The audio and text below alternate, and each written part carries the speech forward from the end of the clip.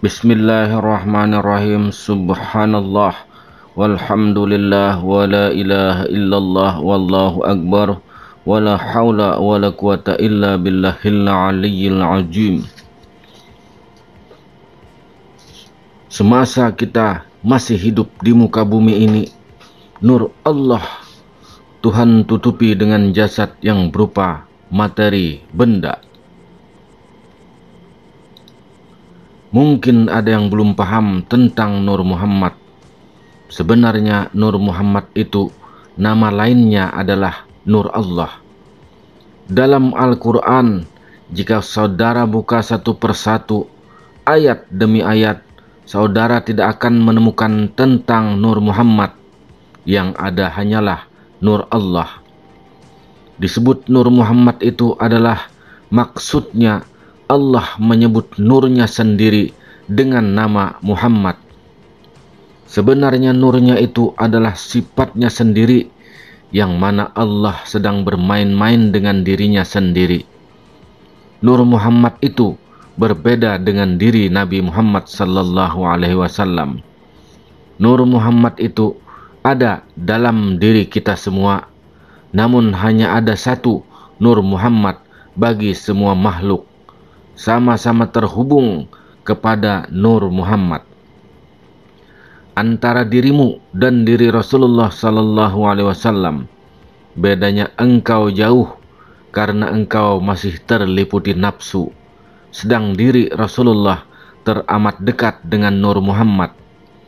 Atau dengan kata lain, batiniahnya tersambung atau wusul dengan Nur Muhammad dan lebur dengan Nur Muhammad ketika sedang mi'rajnya beliau. Di alam tinggi dari kedalaman rohani, engkau tak bertemu dengan siapapun, tidak pula bertemu sosok seorang Nabi Muhammad sallallahu alaihi wasallam.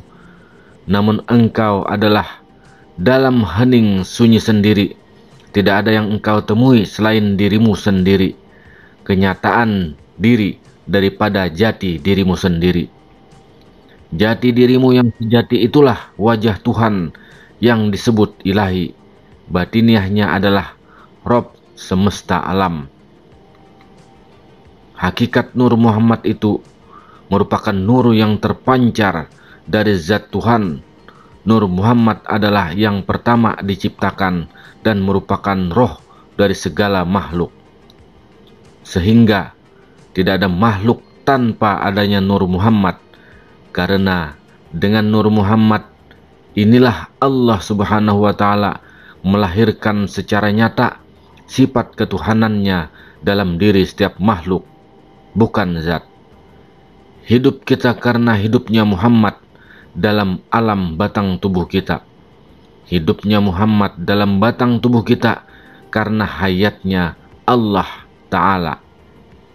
Jika tidak hidup Muhammad dalam alam batang tubuh kita, maka tidak nyata hayatnya Allah Ta'ala.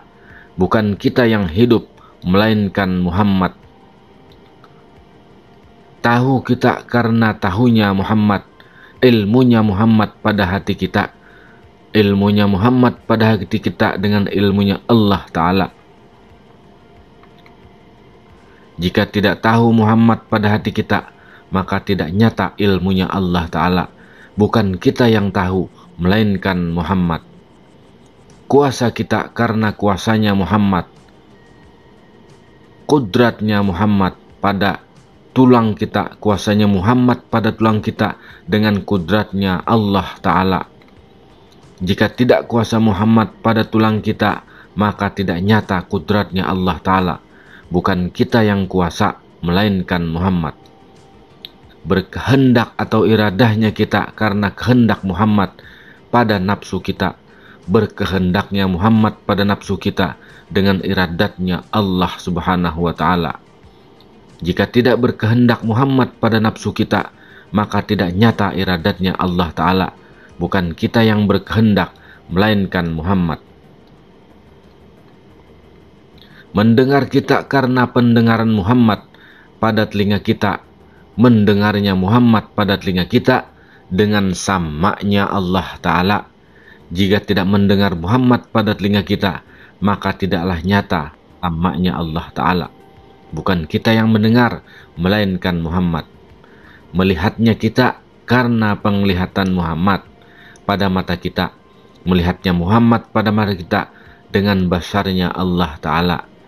Jika tidak melihat Muhammad pada mata kita, maka tidaklah nyata basarnya Allah Ta'ala. Bukan kita yang melihat, melainkan Muhammad. Berkata-katanya kita karena berkatanya Muhammad pada lidah kita. Berkatanya Muhammad pada lidah kita dengan kalamnya Allah Ta'ala. Jika tidak berkata Muhammad pada lidah kita, maka tidaklah nyata kalamnya Allah Ta'ala. Bukan kita yang berkata, melainkan kata Muhammad. Awal Muhammad adalah nurani, menjadi nyawa atau roh dalam alam batang tubuh kita. Akhir Muhammad itu adalah rohani, menjadi hati dalam alam batang tubuh kita. Jahir Muhammad itu adalah insani, menjadi rupa atau wajah dalam alam batang tubuh kita. Batin Muhammad itu adalah Rabbani, menjadi wujud dalam alam batang tubuh kita.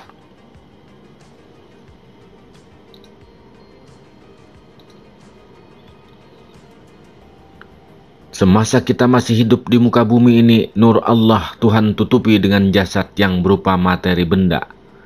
Namun di akhirat nanti, kita akan mengambil wujud sebagaimana sejatinya hakikat yang ada pada ruh masing-masing. Akan Tuhan singkap sebagaimana apa adanya, tidak ditutupi oleh jasad lagi. Sebab itulah Rasulullah SAW bersabda, kalaulah nur seorang mukmin itu Tuhan singkapkan, maka padamlah sinar matahari oleh karena terlebih terang. Artinya nur orang beriman itu lebih terang dari sinar matahari apabila Allah singkapkan. Jika dada seorang hamba Allah tutupi hingga baru dibuka di depan Qadi Rabbul Jalil nanti, begitu juga nur Allah yang ada pada ruh kita. Hanya biasanya tetap juga nampak jelas pada jasad orang yang telah karam dalam lautan nur Allah itu. Sinarnya akan tetap juga menembus pada wajah, sorot mata, dalam kata-katanya. Begitu kentaranya pengaruh nur Allah itu.